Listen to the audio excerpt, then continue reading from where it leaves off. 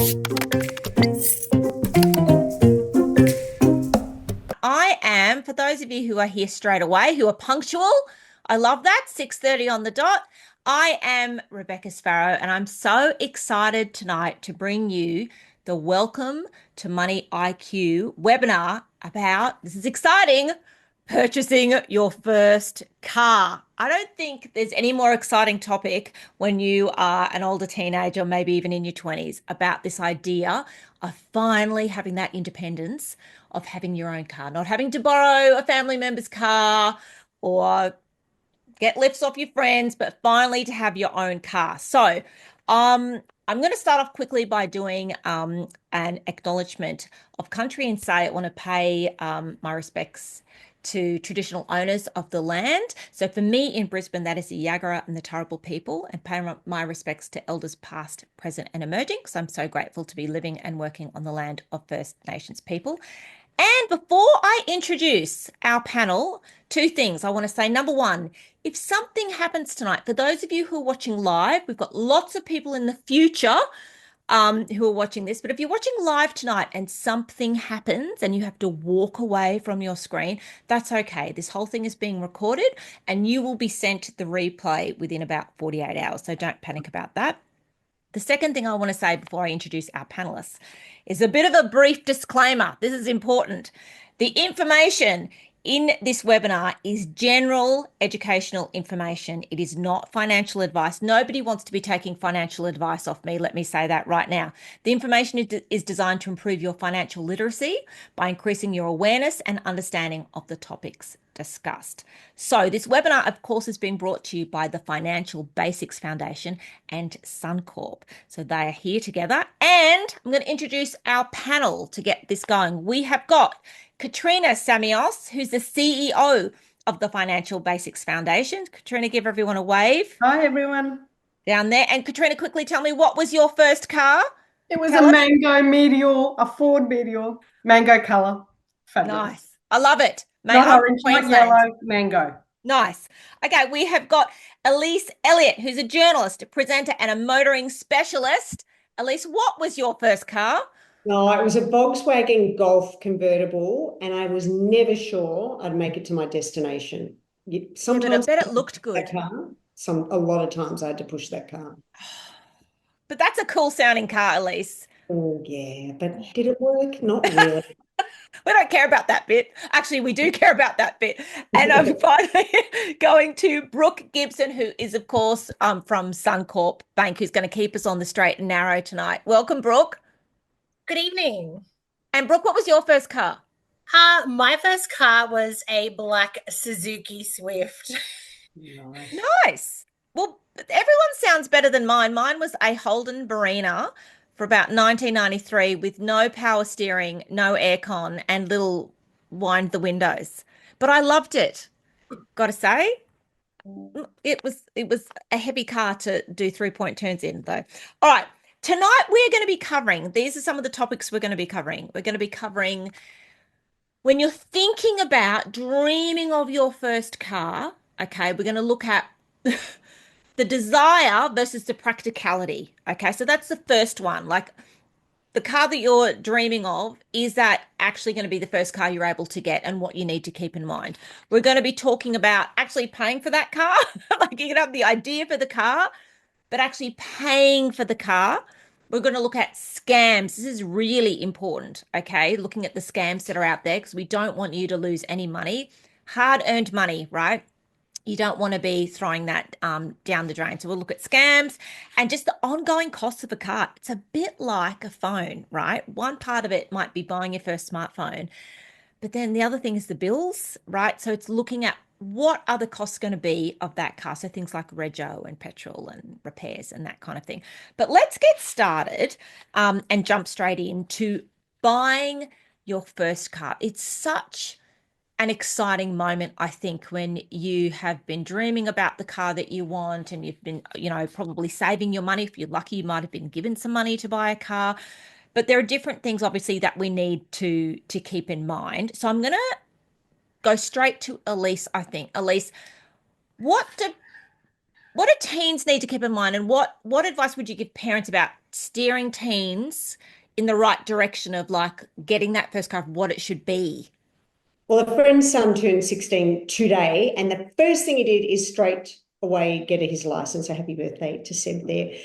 So we have to acknowledge that teens are keen. They want to get a car, but they don't necessarily know a lot about cars. And there's a very funny story of a girl going to buy her first car, a friend of ours, and she kept picking one with the odometer that had like 180,000 kilometers on it, or 200,000. And the mum said, why are you doing a car with so many kilometers on it? She said, well, isn't that how many kilometers the car's got left in it?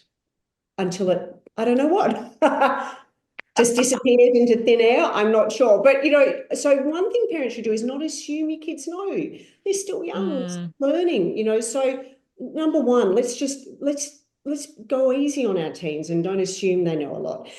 The second one, and this is so boring, is safety. This is not only the biggest investment you're going to make besides a house, it's one that really is a matter of life and death. Do not cut corners on what's called an ANCAP rating. So that stands for the Australasian New Car Assessment Program.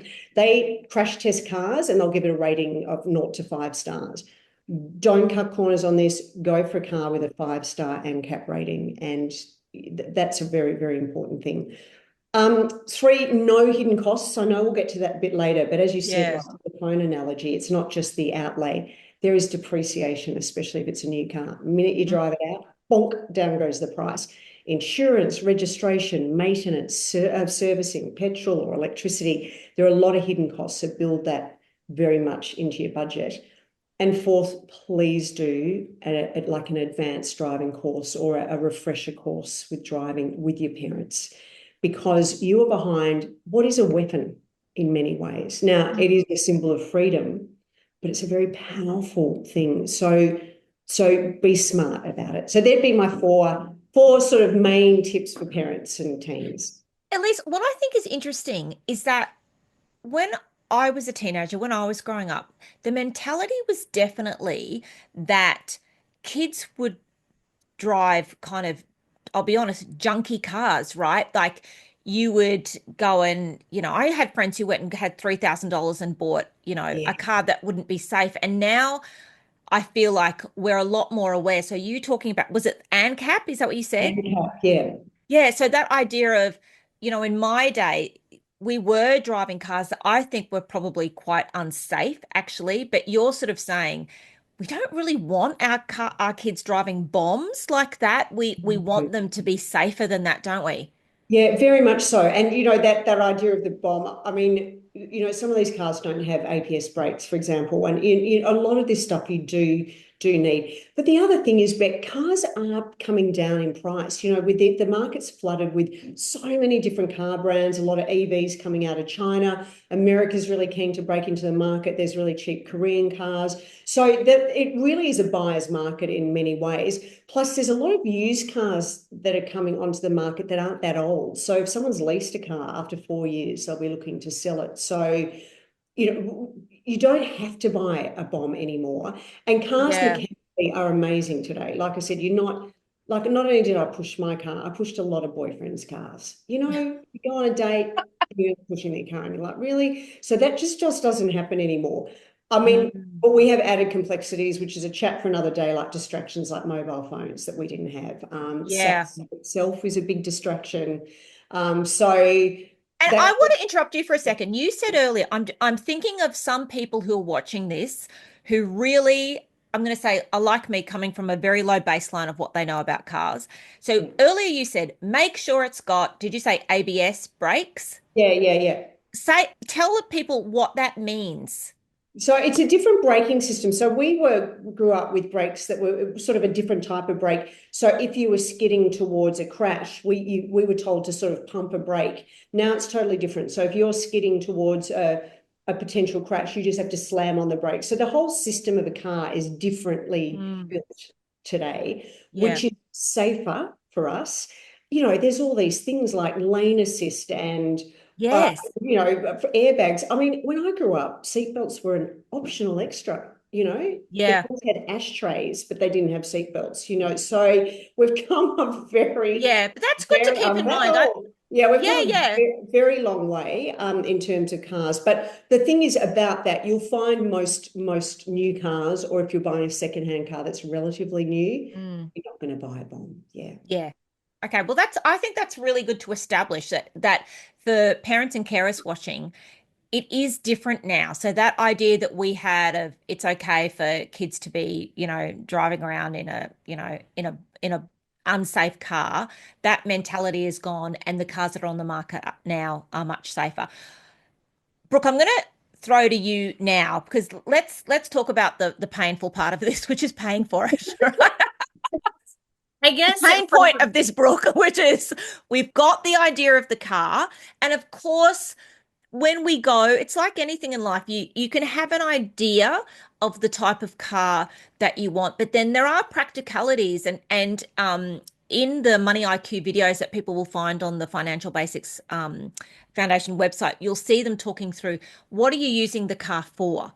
Right? Are you mainly going to be, going to uni and back or a job and back in the city, or you planning to go off road and you're into sort of going bush or to the beach or hiking? You've got to think about, are you a surfer and you're going to be packing a surfboard into the back of the car? Or so I would say to people, and we'll go through this a lot tonight, but on the Financial Basics Foundation website, there are great videos to go through the things you want to think about. There's no point getting a convertible or some cute little sort of two-seater car if you like going camping and need to take camping equipment or whatever. So you've got to think about that. But let's talk about now the paying for it. So somebody's got an idea, Brooke, they've got this idea for a car. Maybe, they've got enough money for a deposit. I don't know.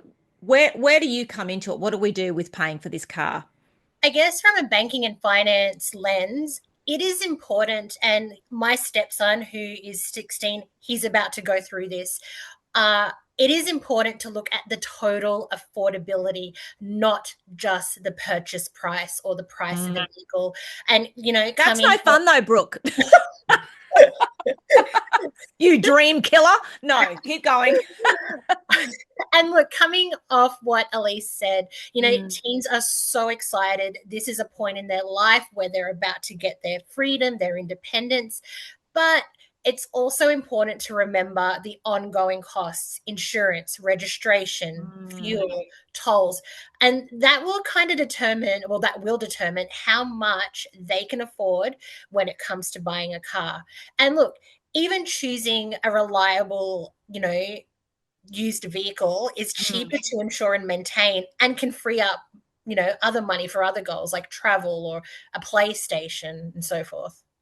Do you think it's better, and Katrina, you might have an opinion on this as well. Do you think it's better for teens to save up the entire amount and before they kind of dip in? Because there's a lot of, there's ads everywhere of like, hey, we'll lend you the money for this. And what are your thoughts on that? Because that would be quite appealing as a teen. If you had only saved up a couple of $1,000s, let's say, and you're thinking, well, I've got a part-time job, I can pay back whatever. What's your advice there? What do you think, Brooke? I'll go to you first, Brooke, and then we'll go to Katrina. Yep. Look, save. Saving is always the best starting point. Paying for something up front gives you complete ownership, and you don't have to worry about, paying that debt, making those repayments, paying interest, well, making the bank money. But Yeah. Yeah. you know what? If you do need to borrow money, I would encourage everyone to do their research, compare, and look, it is overwhelming. And you've just said it there, Beck, with the, banks, credit unions have all these deals. Take a parent or a carer with you to go through and ask questions. Katrina, would you add anything to that?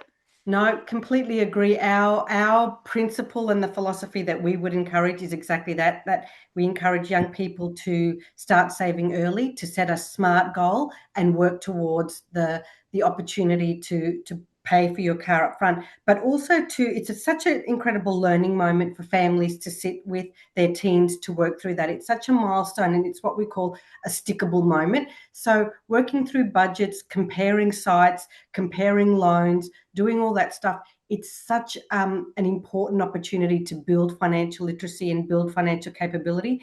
And as part of that budgeting, we would also encourage families to work out what's the cost of this car going to be for the whole year. So all those extra factors, including the purchase price, the insurance, the registration, tolls, petrol, whatever, and work out whether you can afford it for a whole year and not just that immediate purchase price. But absolutely save, and do it as a family or an opportunity for parents to guide young people to learn those skills.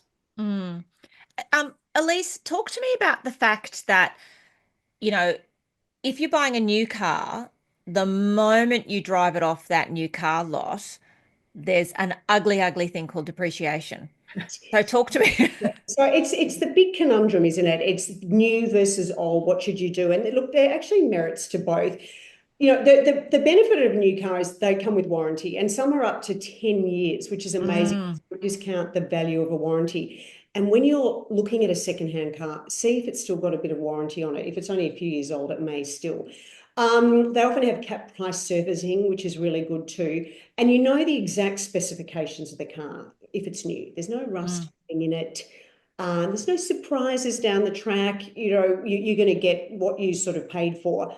But there is the D word, depreciation. Cars depreciate the minute you drive out, almost 15% a year. Then it changes a bit after about 4 years. So that is a problem and something to take into account. So you're never going to sell that car for what you paid for it. It's a very quickly depreciating asset. The advantage of used cars is obviously they're cheaper. You don't have that depreciation factor. But there's things you need to sort of check as well with that. So, does it still have a bit of a warranty? Is there any finance still connected to that car? You've got to really make sure. How do you find that out? I think you'd have to defer to your brilliant bank people on that. But I think, wouldn't you say Yes, how do you, that's something Brooke, do you know how you would find out if there's finance? You can actually do a search. Yep. There is a service available where you actually can do a search, and they'll advise you whether the car is still under finance. It's a PP. Sorry to jump in. It's a PPSR search. The MoneyIQ videos refer to those, and it is a property. It is a property search, and it will show you if there's any finance still owing on that car, if it's been in its history as well. So it's really important to do a PPSR search. So that's back to buying sort of new versus old. But a few little tips is buy a car at the end of financial year and close to as June 30 as possible, because dealers are often desperate to record sales for the financial year. The alternative is buy one at the end of the year. This is for new cars, because often manufacturers are trying to get rid of last year's model. Now, who cares if it's 24 or 25? Yes. This is a new car. So okay, so end of financial year. Yes, because they want to. This is new cars because dealers want to get rid of stock. End of the actual calendar year, because new models are coming in. So I'm already test driving I've already test driven lots of 2026 models that are going to be ready to go. So 2025 models are sort of considered old. And the other thing is consider models towards the end of their life. If you sort of do a bit of research, find out, look, this car's going to phase out this model, they're bringing in a new one. So it will make that a cheaper car for you as well. And my other tip for whether you're buying new or old is test drive them, please. And do it back to back, because you'd never try perfumes on different days, would you? You wouldn't go, oh, I'm trying to recall that perfume, and you'd be astounded how different cars feel. So test drive them always, whether it's a new or I don't care if the dealer says, no, we don't do that. Yeah, well, if they want a sale, they'll drive it with someone, maybe with them, or they might even drive it and you're a passenger. And always take someone with you who either knows what they're doing or looks like they know what they're doing. Doesn't matter.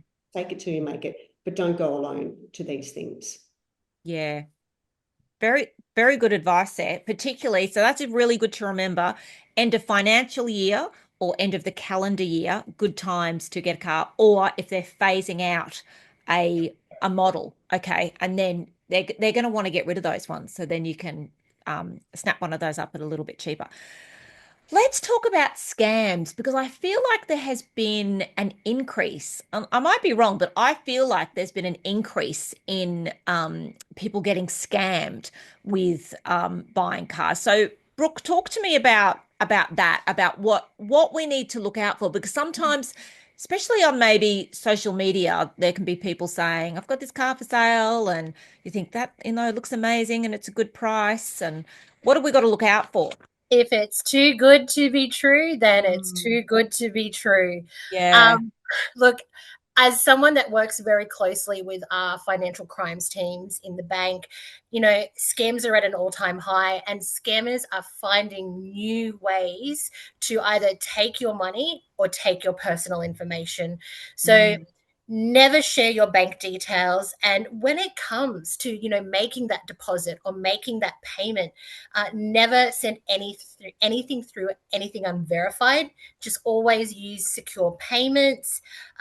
Do your research and When always. you say, Brooke, when you say always use secure payments, what do you mean by that? So I always, we use a system in the bank called the OSCO system, which is a Yes. lot of banks use at the moment. And a lot of the transactions that go through that system are monitored. So our AML team, our anti-money laundering team, they will monitor those transactions. And if anything looks sus, they'll call it out. So it'll trigger an alert. Yeah, okay. Katrina, what would you add to that about looking out for Yeah. scams? You would have seen a few things, I'm sure. So some of the red flags, as we said, if the price is too good to be true, check the odometer. So Elise will be able to speak to this. If it's a 20, 30-year-old car and it's only got 20, 30,000 on the odometer, Mm. that it's only done that many Ks, you can probably assume that it's been wound back. Checking if there's any urgency. So if a seller is trying to get you to hand over your personal information and your money urgently, and if they can't meet, and if you can't see the car, physically see it to test drive Mm. it, Mm. be aware that's likely to be the amount of kind of fake sellers and fake cars that are listed on used car sites is incredible. So if you can't physically see it, if there's a sense of urgency, if they're trying to get your information really quickly, if any of that kind of pressure stuff, if you get the vibe that something's not right, definitely walk Or away. maybe they're saying to you, lots of people want this car. Yeah, If you want us to hold it for you, you've got to send us a deposit, that's right. that kind of thing. Like, there are thousands of cars on the market every day. Like if that's happening and you're feeling pressured, we'd highly recommend you step away. You use the scam defense mechanisms, and you take the moment to think about it, and you say to them, "That's fine. If it's gone tomorrow, that's fine." And you take the time to do the research. If you can't see the car, test drive it, touch and feel it. Go meet them somewhere safely. Check the VIN, check the PPSR. All of the documentation that you can check on all cars out there. If you can't do any of that and do all your checks and balances, walk away. And Katrina, you know that website you said to us earlier, and I know it's in the Money IQ video where you said you go to check it to check the car's history. Would that also tell you if the car was stolen? Yeah, yeah. So there's Yeah. there's a whole lot of sites that are on the Money IQ videos, but we can also send out in the fact sheet that give you all the history of the car. If it's stolen, if it's been in an accident, if it's got finance still on it. So all of those things are available if you do your checking. Yeah, perfect. Elise, would you add anything to that? Is there anything we've missed? Yeah, learn to drive a manual car because thieves can't drive manual cars and they'll be stopped when they try and break into your garage. You're the second person who said that to me. It's the best anti-theft device. No, it's kind of semi-jesting, but not. Yeah. Some dealers might give you a low interest rate when it comes to financing, but won't budge on the new car price. Others will negotiate on a new car price, but will be a bit inflexible with trade-in. So just be a bit wary about that. Yeah, back to my point, and it was reiterated by Katrina, you've got to see this car. You've got to drive this car. I mean, You try on jeans, right? You try on shoes Mm. and a bikini before you buy them. You're going to try on your car before you buy it. That's just a non-negotiable. So, and reiterating that point about making sure no finance is owing. But look, car theft is an issue. Friends of ours had 2 cars stolen. They actually put, and this is interesting, one of those little Apple tags in Yeah. it. One they retrieved, and the other one was, wait for it, in Russia within 2 days. Like, which is amazing. So, but the point is, there is a big market with Wow. stolen cars and things. So, back to do research online, see what these cars are worth. Car Sales is quite a good website for things like that, where you can do comparative pricing. And back to Brooke's point, if it's too good to be true, like if it's like 10 grand less than all the cars sort of from the same era, what's wrong with it as well? That's someone trying to get rid of a car or Can I ask this, Elise? Hmm. Now, I don't want to put this under the title of scams, but let's say you're getting a new car. Yeah. Do you have any tips? Young person's going in, maybe they're lucky enough to have, a parent who knows what they're doing with them. But if they don't, and if they're just going in with another kind of maybe older cousin or something, have you got any tips with making sure that the car salespeople, aren't taking you for a ride? Like, is there anything that you should be saying, well, I should ask, if I'm getting a new car, I should ask for this and this. They should be throwing in a free something, Yeah, or they should very be. much. So back to doing your research. So Mm, say you're going to buy a particular brand, you know what it's worth. So go in with the confidence of research behind you, mm, which really helps as well. And you've got enough research, you can say, well, I know that this model sold out in XYZ, and this is last year's model. So what price can you do for me? Or I know yeah. this car has been phased out in a manual. Would you have any that are cheaper for me? So sort of questions like that's really important. And sort of educate yourself about the particular car as well. Once you get it, I would advise reading the manual cover to cover. Educate yourself about how to change the wheel. I know, shocking, but you have Mm, to do it one day. How to inflate tires, like check your tire pressure. I mean, I saw a video of a woman putting cooking oil into the oil in her car, mm, and it wasn't a joke. And I was like, yeah. oh my God. So check how to check the oil and water in your car. Obviously, petrol, you'd like to think. Know how to replace windscreen wipers and washers. Now, a lot of this can happen in a service, but educate yourself. Be a bit Mm, independent. There will be a time when your tire blows and you're in the middle of nowhere. So mm, know that, have the confidence. Your oil will run low and you're like, I'm not even near a servo. What can I do? And mm. it is empowering. It's a really great thing. And I still shock people when I open a bonnet and can tinker around in there and I know what the hell's going on. But I, it's I everyone think can this do is it. I think this is actually really important. So, because what you're saying is not just when you are going to buy the car, like knowledge is power in these Yeah. situations. And Mm. when you might be young when you go in to talk to these to the salespeople, whether it's used car or new car, Mm. the more information you have to show them that you know what you're talking about, that you know which other car yards have got similar things that you're also looking at, or you know what other people have sold it for, or when the model's going to, be replaced or whatever. That's important. But also, we spend all of this money on a car and then not knowing how to look after it is actually criminal.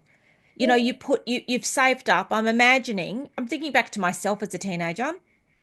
You spend all of this time working a job, maybe saving money, you go and get this car to then not understand the basics of what your car needs so that it is going to last, so that it's not going to break down immediately, which takes us actually to our next topic, our last topic, which is the ongoing costs.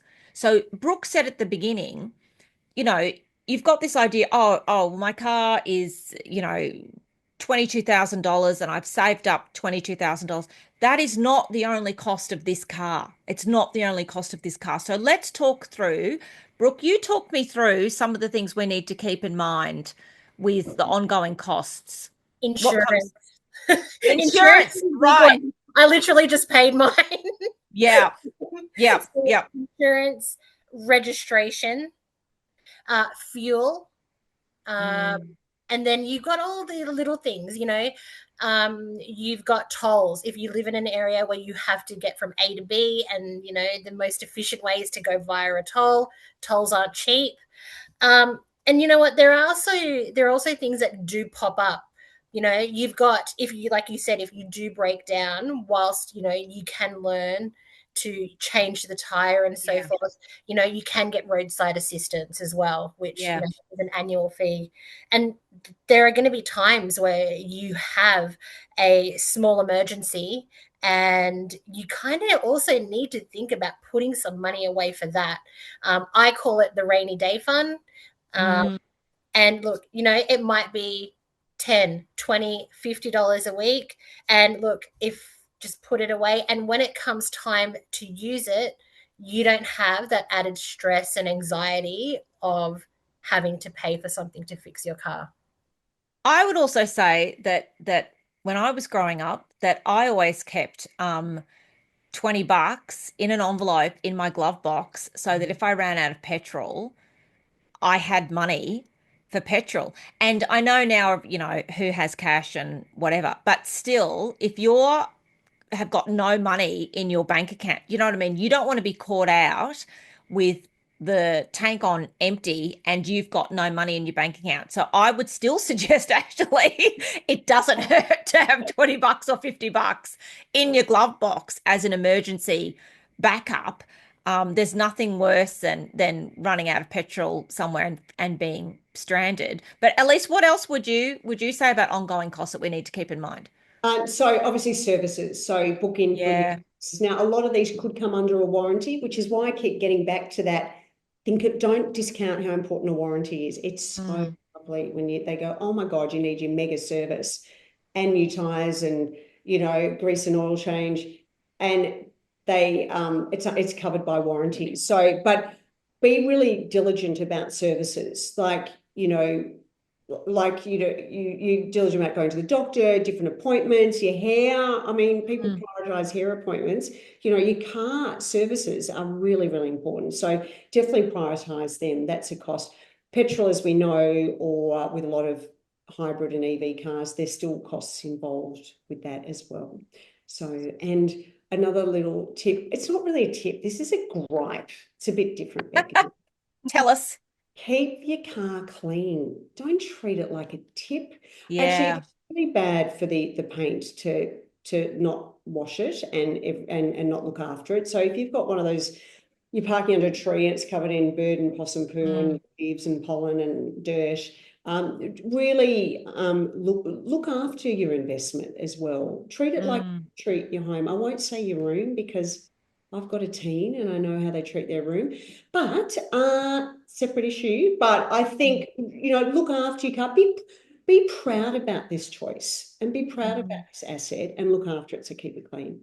Mm. I think that's, great. It's true because you're spending so much money on it. And the thing is, if the time comes where you want to upgrade, trade Yeah, it in, yeah. the better nick you've kept your car in, the better situation you're going to be to get a good price for it. So it is, it's you've got to be kind to future you all the time by doing the right thing today and looking after it. But Katrina, just tell us about what is on the Financial Basics Foundation website with the Money IQ series of what other information's on there that we can watch.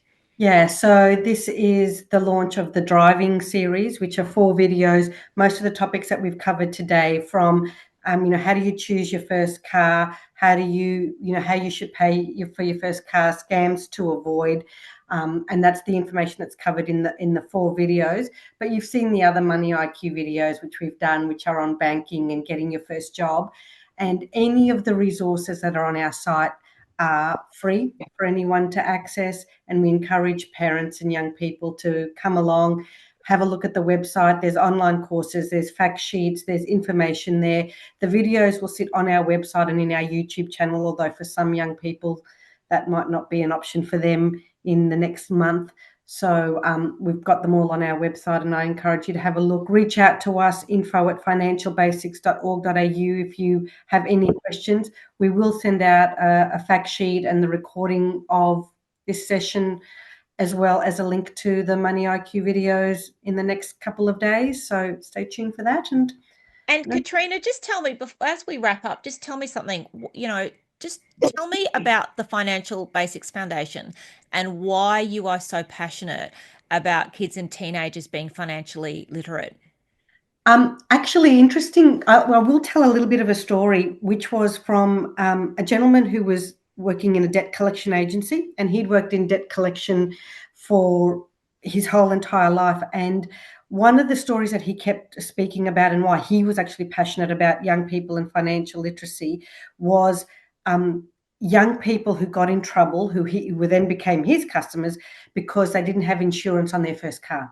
So when they then had an accident, and they then couldn't pay, if they had damages to their car or somebody else's car, and if they then couldn't get to they were often young men who were tradies, young boys who were tradies, who then couldn't get to their job and would then lose their job. So they would spiral into that debt position because they didn't make some sound financial decisions. And that's what Financial Basics Foundation is all about. We're an independent charity. We've been around for over 20 years, and we started by providing resources for teachers to use in secondary schools, and that's still a huge pillar of what we do. But because we've had so many of these conversations from parents and young people who want to know more and want to know this information in simple, plain English, and don't want it to be part of a marketing plan or, signing up to anything or any catches, we have now created resources at, young person hub and parent hub. So everything that we do now, we're transferring from the educator hub, that are resources that are going to schools for parents and for young people. And the value, as you said, the empowerment that comes with leaning into understanding your money. If you have a certain vision for your lifestyle in the future, you can achieve that if you map it out as far as managing your money goes. And then,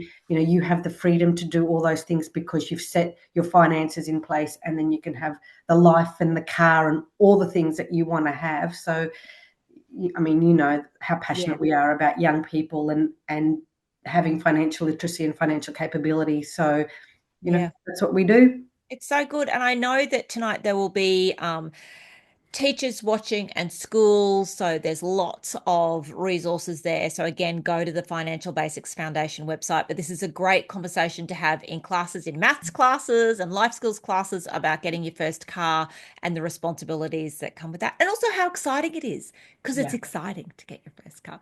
So listen, we are out of time, but I want to thank everybody for watching tonight. And for those of you watching in the future, we hope you found this useful. Everyone who's registered for this webinar will be receiving the replay and also a fact sheet with the main points and information on it. So if, any of the most common questions that we get, the answers will be in there. But Elise and Brooke and Katrina, thank you. Thank you for joining me tonight. Oh, and to all these amazing future drivers, enjoy your freedom, but stay safe. That's it. And get your manual license. Yeah, and clean your car. Anyway. Could end up in Russia, but we won't think that. Okay. All right. Thanks, everybody. Bye. Good night.